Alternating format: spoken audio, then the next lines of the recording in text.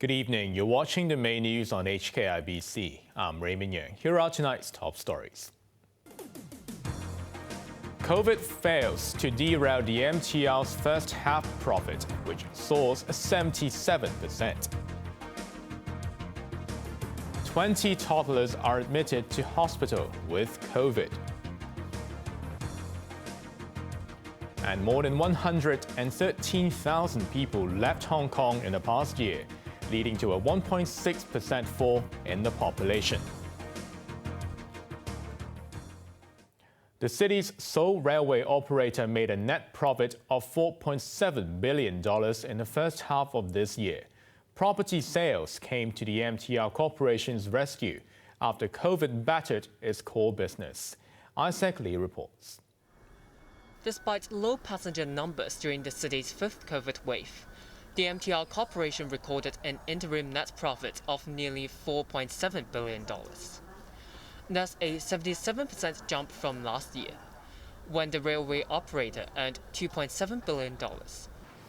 But unlike last year, when the MTR gained $912 million in recurrent business, which includes transport operations and the rental of shops and train stations, this year it lost $670 million. The loss was blamed on the fifth COVID wave, which led to an 11% fall in ridership. There is no fare increase for 3 consecutive times, including a fare reduction under the established mechanism. We also provided rental reductions or waivers for our affected tenants. We are hoping that with the relaxation of the anti-pandemic measures, we will see some recovery of the local economy as well as our passenger flow. On a brighter note, the company's profits from property development more than doubled to nearly $7.8 billion. The revenue came mainly from the pre-sale of a few residential blocks, including the 10th phase of Lohas Park and the first 2 phases of the south side. The corporation said it will continue to develop its railway system and properties at the same time to ensure a stable income. Isaac Lee, Hkibc. 20 children below the age of 3 were admitted to hospital with COVID today. They were among the 210 new admissions. The hospital authority said over half were aged above 60 and urged that children and the elderly be vaccinated.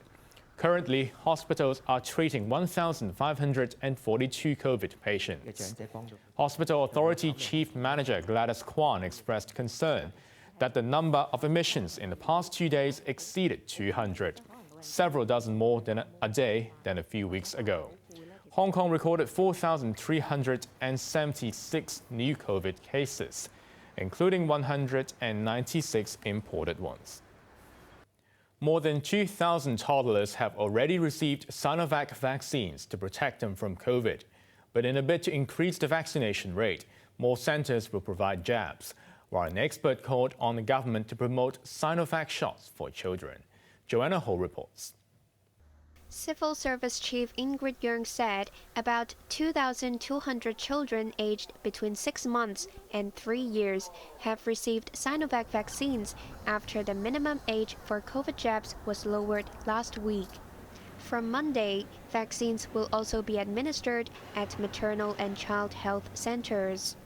The Children's Hospital and a community vaccination center at Chingyi MTR station will also begin accepting bookings tomorrow for slots from next Monday.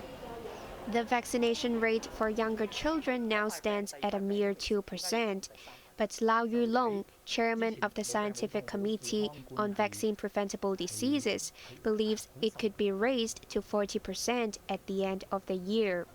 He urged authorities to quickly purchase the baby version of BioNTech. Pediatrician Alvin Chan, noting that parents are waiting for BioNTech shots, urged the government to further promote the effectiveness and safety of Sinovac for children. With good public education, it's possible that the vaccination could go higher. We have more acceptance by the parents, and perhaps even 60% vaccination rate could be achieved later on. Chan also urged pregnant women to receive jabs as soon as possible to protect their baby before birth and during breastfeeding.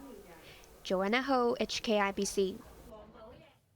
Exhibitors at the Food Expo, which opened today, are unhappy that arrivals with the Amber Code cannot visit the fair. The fair at the Convention and Exhibition Center is the first large-scale event since the two-color health code system was launched earlier this week. Janice Low reports.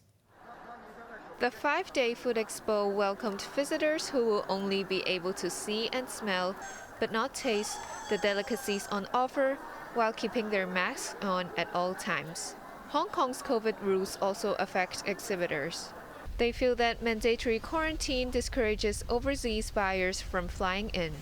They also questioned why new arrivals who are given an Amber Code cannot be admitted to exhibition venues, even though they can visit malls and take public transport. But Financial Secretary Paul Chan is optimistic about the long term. The government believes in the industry, in the critical value that trade plays in our economy, and in attracting foreign investments. Chan added that the government is exploring strategies to attract more events, conventions, and exhibitions. The Food Expo is the first large-scale event after the government implemented the health color code system on Tuesday. Under the system, Amber Code holders are barred from the Food Expo, but the Health Bureau is considering looking at other factors for future shows. It said, as some exhibitions may only involve business activities and are not open to the public, anti-epidemic measures might be adjusted accordingly. Janice Low, Hkibc. Hong Kong has recorded the greatest decrease in its mid-year population. The number of inhabitants now stands at 7.29 million, a decline of 1.6%. Between the middle of last year and the middle of this year, 18,300 one-way permit holders arrived, but 113,200 residents left. The pandemic and old age helped to account for more deaths than births. But with the easing of anti-COVID measures, the government hopes to welcome more talent to the city. One is to slow down the outflow, and then the other is to manage to attract the foreign talents, to come up to Hong Kong, but not necessarily they need to be from mainland, because I think Hong Kong is used to be a very global city, and then we do like the people from different places as well, to fill in our gaps. A hailstorm has injured at least 25 people in the northwestern province of Qinghai. Online footage captured the moment when the hailstones rained down. Some were as large as eggs, with the biggest ones having a diameter of 4.3 centimeters. Most victims suffered head wounds, but one sustained a bruised brain during a 12-minute hailstorm 2 days ago. More than 100 head of livestock were killed. Overseas, North Korea has declared victory in its fight against COVID and lifted pandemic measures. Health officials and workers gave their leader Kim Jong-un a rapturous standing ovation as he announced that Pyongyang was successful in overcoming COVID. The Omicron variant affected nearly 5 million North Koreans, who were reported to have suffered from fever. Kim himself was struck with fever, according to his powerful sister Kim Yo-jong. She accused South Korea of spreading the virus through anti-Pyongyang leaflets flown across the border. Seoul said the claim was groundless.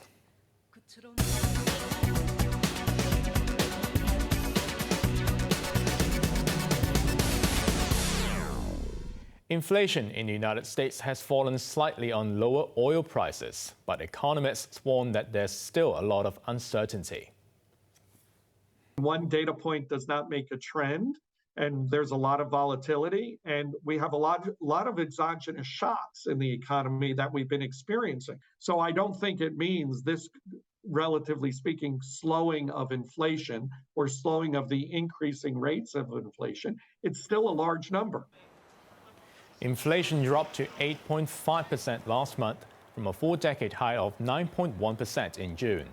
But U.S. consumers, especially lower-income households, still have to dig deep into their pockets to pay for food, fuel, and housing. Although inflation has eased, U.S. interest rates are expected to keep rising until the Federal Reserve is satisfied that it is under control. Swire Pacific shares surged today after announcing plans for a share buyback of up to $4 billion. This came as the conglomerate reported a first-half net profit of $1.9 billion, compared with a $790 million loss a year ago. The turnaround was partly due to a narrowing of interim losses at Cathay Pacific Airways. But the firm's real estate and beverages units were hit by COVID in Hong Kong and the mainland. Swire A shares closed 10.4% higher. The Hang Seng Index rose 2.4%, lifted by tech stocks. Alibaba and Meituan each rose by more than 4%. Now let's take a look at the markets. The Hang Seng ended the day up by 471 points. To the top 10 active stocks, Alibaba picked up $3.80. Tencent was up $8, while JD.com was up $2.80. AIA Insurance was up by $1.05, while Ping An Insurance was up by $1.30. To the forex trading against the Hong Kong dollar, the euro's at 8.1, pound sterling 9.58, while the Australian dollar at 5.58. Over in Europe, the London FTSE is currently down 29 points. Locally, the downpour this morning did not stop people from queuing for the food expo. Many visitors were attracted by the bargains on offer. Kelly Pan reports. Bargain hunters dashed into the exhibition hall to grab delicacies which were selling for as little as $1.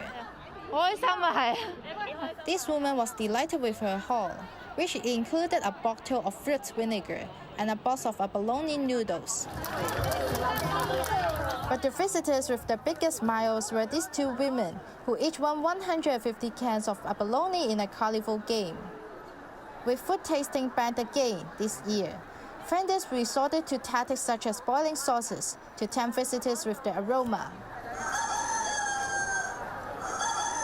or blasting rooster noises through the speaker to attract customers. The representative of a bakery lamented the sampling ban.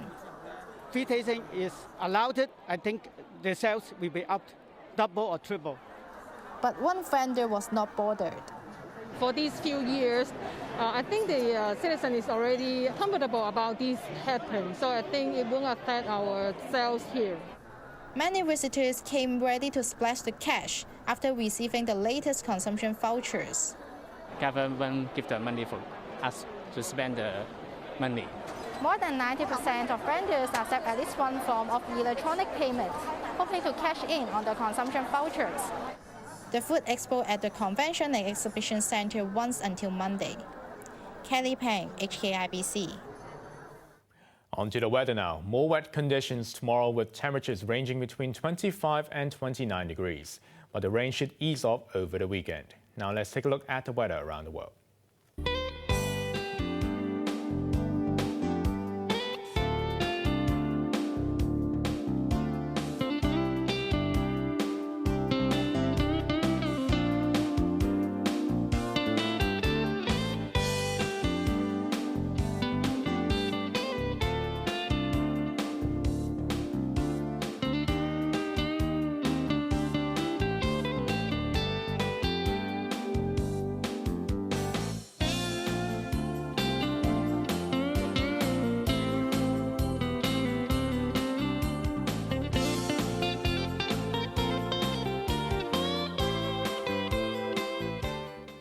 That's our main news for Thursday night. Join us for more news at 11. I'm Raymond Yeung. Good evening.